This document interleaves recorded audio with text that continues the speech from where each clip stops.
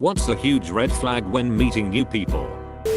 Have you ever wanted to be your own boss? Do you want to earn some extra income? Reminds me of a conversation I had on a bus recently. Are you interested in being your own boss and running your own business? Oh gosh, no. The look of confusion on his face was priceless. I don't like being in charge. Too much pressure. That I'll mess it up for other people. I feel the same way. I have very little self-discipline, but if my boss tells me to do something, I have no problem getting it done in a timely fashion. If I was my own boss, I would fire myself. If they make plans with you and they cancel later because they got a better offer. Always look out for the tusheds, those people who can't go for 5 minutes without one-upping someone else. Not gentlemanly empathizing and sharing their experiences, but taking the whole "that's nothing, listen to my story" route. When a guy has absolutely nothing to say other than overly romantic sexual stuff, or your possible future together, right after meeting. It's creepy and you don't even get to know each other better cause there's no conversation happening. God, this happens to me all the time on dates. Some guys just have nothing else to say besides flirting and sexual comments, and I just wanna know your favorite ducking color. God, ducking, damn it. A guy at work always tells new people how much he hates being married. Apparently loves his wife, but hates being married. Then goes on to say she doesn't let him drink because he becomes a nightmare to be with. Pretty sure he drank in excess on a regular basis and that she will divorce him if she catches him. The dude still drinks and drives home to his wife. He keeps a toothbrush and toothpaste in a bag that he hides in a bush near his house so that she can't smell alcohol on his breath. Found out all of this after speaking with him for 5 minutes. Apparently it's the same story with everyone. He keeps a toothbrush and toothpaste in a bag that he hides in a bush. There's having an alcohol problem, and then there's having such a severe alcohol problem you need to keep a bushy toothbrush. That's some next level shit. Gets angry over the smallest thing. The cashier shorted you $1 when giving change. Mistakes app doesn't mean Hesh was trying to scam you. Leaving their rubbish on restaurant tables or cinemas floors. Being mean to their friends. Being on their phone the whole time or constantly pushing their opinions onto you.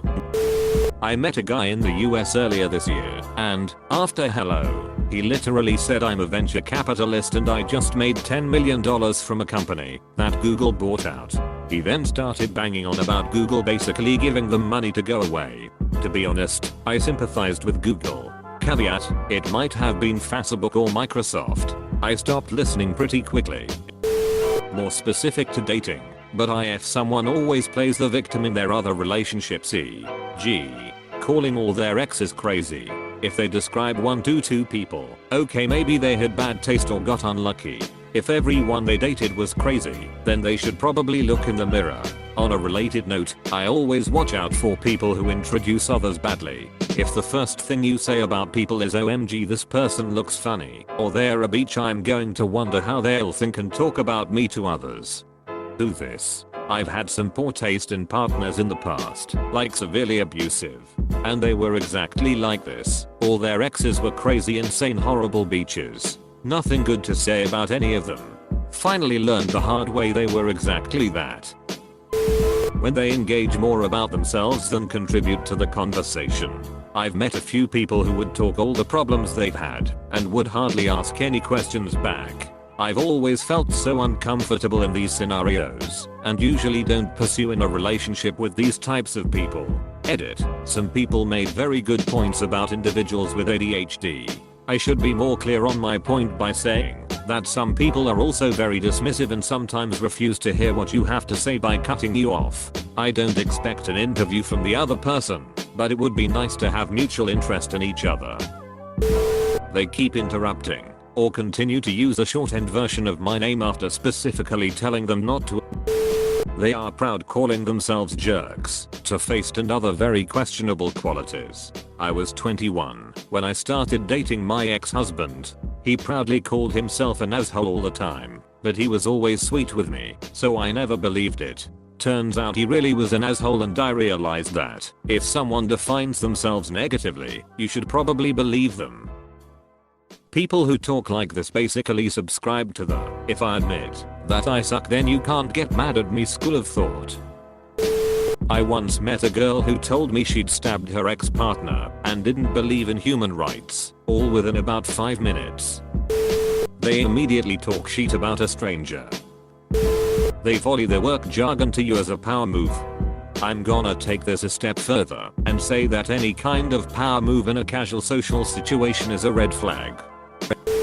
Had a cab driver yesterday afternoon who kept commenting on every schoolgirl with a short skirt, so that I guess. I was a cashier when I was going to college and there were way too many older customers who would comment on high school girls working there.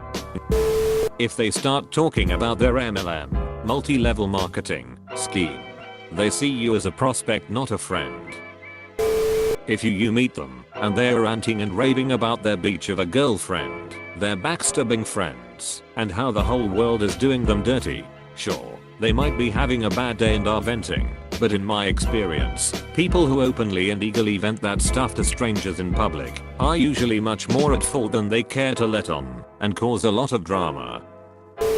If they harshly criticize you for making a mistake, it's fine to be annoyed with someone for making a mistake, but it's not okay to bully them over it. I was called a retard once as a teenager by a so-called friend because I bought her the wrong item for her birthday present. I remember feeling like the most stupidest person on the planet. Edit. Okay guys, I'm aware I've made a grammar boo-boo. I had a friend who would remind me, or bring up my mistakes, or try to embarrass me in front of other people constantly. I'm still not sure what she was trying to do. It only made her look like an asshole /view 200D. You barely know them, but suddenly you are their best friend. Everyone else is just awful. You are so special and awesome, especially at listening to their many problems, because you are so empathetic and smart and insightful. Don't run. Sprint. Yup, I hate that. To add to this, they expect you to start spending all of your free time with them and get mad at you if you don't. It's like they want to make themselves an important part of your life, but the relationship isn't strong enough to warrant that level of interaction. Ugh, yes. I was really close with this woman I worked with. She was a bit older than me, 17 years older, but she was always down for a good time. I started dating my now husband, who also worked with us, and she pitched a fit because she ate lunch by herself for a few days and said I wasn't being attentive enough to her. Also said I'm just that girl who gets a boyfriend and neglects everything else. Such a slap in the face considering I broke plans with him several times to do shit for her, such as picking up her stepdaughter an hour away at 1 AM when she got back from a school trip and an emergency phone call at 11 PM when her son got violent with her wife's kid. Anytime she needed anything, I was there. I did more for her than I would do for most people. And I'm an asshole because I went out to lunch with my boyfriend a few times. Get ducked. I clearly made the right decision considering I'm married to the man now.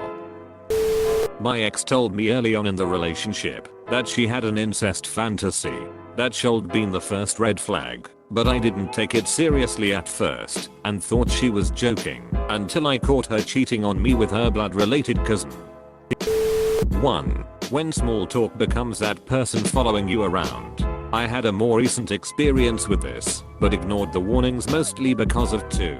Excessive guilt tripping. There's absolutely nothing wrong about talking about a rough home life, but when you bring it up every 5 minutes, it feels like you're fishing for compliments, begging for attention. 3. They pry you away from others. I ran into my GF at a cross-country meet and couldn't maintain a conversation for more than 5 minutes without this person finding a way to get me to leave her. I don't care what you have to do. Stay away from these people. Feeling worse after meeting them than you did before. Sometimes the person just seems off, but you can't put a finger on what exactly. Over time, you realize that your gut instinct was correct. Doesn't listen. Always talking about himself. Anyway, so as I was saying, I usually do 10 reps of chin-ups followed by. They always forget their wallet. I forget my wallet a lot but never a debt. I'm just extraordinarily bad at remembering to put stuff in a place where I can find it. Venmo is also a godsend. The why are you so quiet? People. Like, I just met you, Linda. Knew a guy with a tattoo that read duck you, pay me. That's a little off-putting. Work with a guy that has stay down tattooed across his knuckles. Just awful people. People who talk about all the people they know and how many friends they have. Met a lady recently who was nice, but just kept talking about how she has so many friends and is always meeting her friends and is so busy with how many people she knows. Like, look lady, I get it, but where are your friends now? Inconsistency. Maybe they are super charming towards the senior staff, but rude to juniors. Maybe they are really charming and helpful to you, but rude to serving staff. Maybe they say they like all the same things that you do, but when you probe them on a topic all you get is superficial answers. There are lots of ways someone can show inconsistency, but it usually means that they want you or someone to think they are a certain kind of person when it's not who they really are. Listen to how they talk about others. If they talk poorly of others, they will do the same to you. If they quickly become enamored or shower you with too much praise before getting to know you, especially if they put on a much too intense display of love and affection. I don't mean flirting, I mean declaring their love or emotional affection, or being overly generous. This can be a red flag warning of someone who is abusive, either as a relationship or even as a friend. Abusive people at first, and usually for the first few months or even a year, can be extremely charming and pour affection onto you, but the facade will start to slip. It'll be subtle at first, but then their effort to make you happy will gradually slip away to nothing, and you'll be treated quite poorly by them. They may still on rarer occasions be nice again, but this is to stop you from leaving them, and they'll be right back to their bad behavior. The effort at first is to obtain you, then they turn more self-centered and reveal they care little for your needs once they have you, so to speak. This isn't always the case, but it is something to keep a close eye on and not allow them to manipulate you if their care turns out to be a facade. And always remember the golden rule: live with someone for 6 months before getting engaged to marry them. Edit.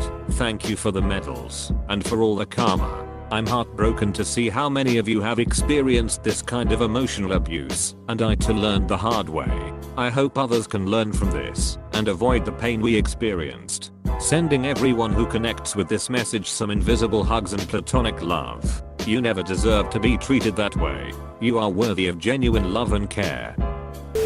I don't know if it's a red flag, but I opened a new friend's fridge and there were 5 mostly empty jumbo-sized jars of mayo, like 12 liters of generic soda, and a load of damp hot dogs just kinda sitting on a plate, like they were waiting for something. Ominously, I took a peek in his freezer and there were about 50 banquet pot pies, stacked all the way to the door. They were all sausage and gravy. I bought one the next time I was shopping, and I've got to say, they are not terrible. Anyway, I'll update you guys if I get slathered in mayo and murdered. Anybody that agrees with me outright on anything we talk about, it's boring and probably fake. I mean, there's no way you also believe that Sasuke's always out if Chakra BC he masturbates too much.